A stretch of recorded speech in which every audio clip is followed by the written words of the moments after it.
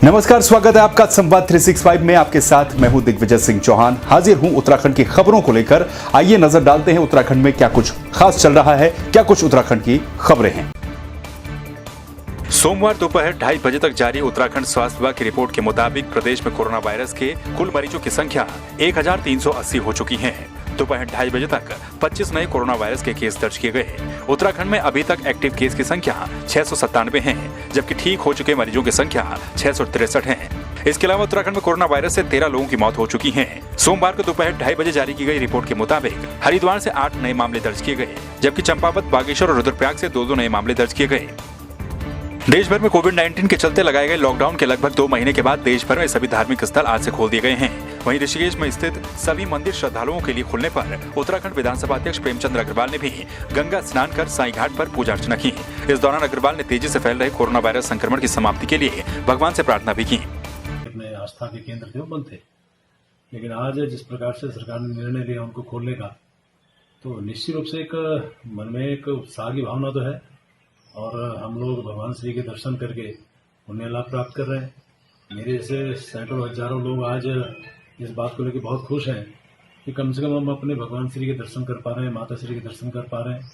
माँ गंगे में स्नान करके जो लाभ मिलता है, जहाँ उसमें ताजगी मिलती है, वहाँ गंगा जी से भी प्रार्थना करने का मौका मिला है। गैरसैंण को उत्तराखंड की ग्रीष्मकालीन राजधानी के रूप में अब मंजूरी मिल चुकी है। आपको बता दें कि राज्य सरकार ने इससे पहले सत्र में ग्रीष्मकालीन राजधानी का विधेयक पास किया था, जिसके बाद अब राज्यपाल बेबी रानी मौर्य ने इसे मंजूरी दे दी है। गैरसैंण को ग्रीष्मकालीन राजधानी बनाने की अधिसूचना जारी कर दी गई है। वन मंत्री हरक सिंह रावत ने जनपद पौड़ी गढ़वाल के कोटद्वार पहुंचकर कोरोना को मात देने वाले 7 लोगों का फूल बरसाकर सम्मान किया। बीच चिकित्सालय कोटद्वार में 10 कोरोना पॉजिटिव मरीजों में से 7 मरीजों ने कोरोना को मात दे दी, जिसके बाद मंत्री हरक सिंह रावत और अस्पताल प्रशासन ने कोरोना से ठीक हुए मरीजों पर फूल बरसाकर उनको घर की ओर रवाना किया। इस मौके पर वन मंत्री हरक सिंह रावत ने अस्पताल प्रशासन को 100 पीपीई किट और N95 मास्क भी वितरित किए। कोटद्वार के बेस चिकित्सालय के लिए एक बहुत बड़ी उपलब्धि है कि 10 संक्रमित मरीज हमारे इस बेस चिकित्सालय में भर्ती थे। हमारे चिकित्सकों के अथक प्रयास से, पैरामेडिकल स्टाफ के अथक प्रयासों से और उन मरीजों की दृढ़ इच्छा शक्ति से भारत सरकार की जो स्वास्थ्य विभाग की गाइडलाइंस है उसको ध्यान में रखते हुए 7 लोगों को जो बिल्कुल स्वस्थ हो गए हैं, उनको सकुशल आज हमने उनके घरों के लिए उनको भेजने की व्यवस्था की है। टिहरी जनपद के विकासखंड जौनपुर में लगभग 10 वर्ष से अधिक समय पूर्व थत्यूर दुगड्डा से उडारसू गांव के लिए मोटर मार्ग का निर्माण कार्य किया गया था।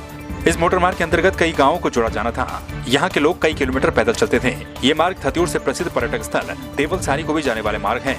अब इन गाँव में सड़क तो है, लेकिन नाम मात्र की, क्योंकि 10 वर्ष बीत जाने के बाद भी सड़क पर डामरीकरण नहीं हो पाया, जिसके बाद सड़क की हालत बद से बदतर हो चुकी है।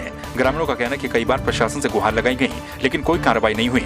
लोगों ने जल्द से जल्द सड़क को ठीक करने की मांग की है। उडारसू दुगड्डा मोटर मार्ग बने आज से लगभग 12-13 साल हो गए, लेकिन इसका डामरीकरण न हो पाना एक सोचनीय और निंदनीय विषय है, क्योंकि ये राजधानी से मैं 70 किलोमीटर दूर और ब्लॉक मुख्यालय से केवल 5 किलोमीटर दूरी पर है। रोड की इतनी भयानक स्थिति, इतनी खराब स्थिति कि अगर आप इसमें पैदल भी चलोगे तो पैदल चलने में अपने आप को सुरक्षित महसूस नहीं करोगे।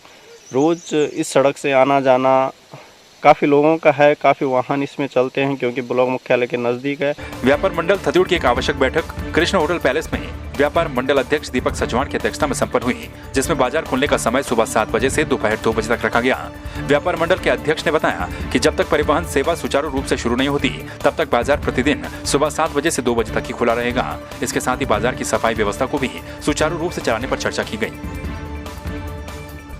के सभी सदस्यों की मीटिंग थी, जिसमें हमारे सभी लगभग कम से कम 200 व्यापारी जो हमारे व्यापार मंडल में सभी लोगों का यहाँ पे आना हुआ। उस मीटिंग में हमारे द्वारा यह निर्णय लिया गया सभी सहमति द्वारा, क्योंकि व्यापार मंडल में कोविड-19 को देखकर जो संक्रमण फैल रहा है उसको देखते हुए बाज़ार किस तरह से चले, बाज़ार की व्यवस्था किस तरह से हो कि संक्रमण ज़्यादा ना फैले, क्योंकि यहाँ पे व्यवस्थाएं नहीं है कि अगर संक्रमण फैल गया तो व्यवस्थाओं का बहुत ज़्यादा टोटा है।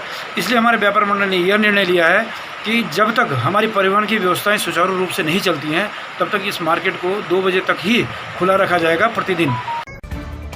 तो आपने देखा उत्तराखंड में क्या कुछ खास चल रहा है, क्या कुछ उत्तराखंड की खबरें रही। एक बार फिर से आपके सामने हाजिर होंगे उत्तराखंड की कुछ और खबरों के साथ। तब तक के लिए आप बने रहिए संवाद 365 के साथ। नमस्कार।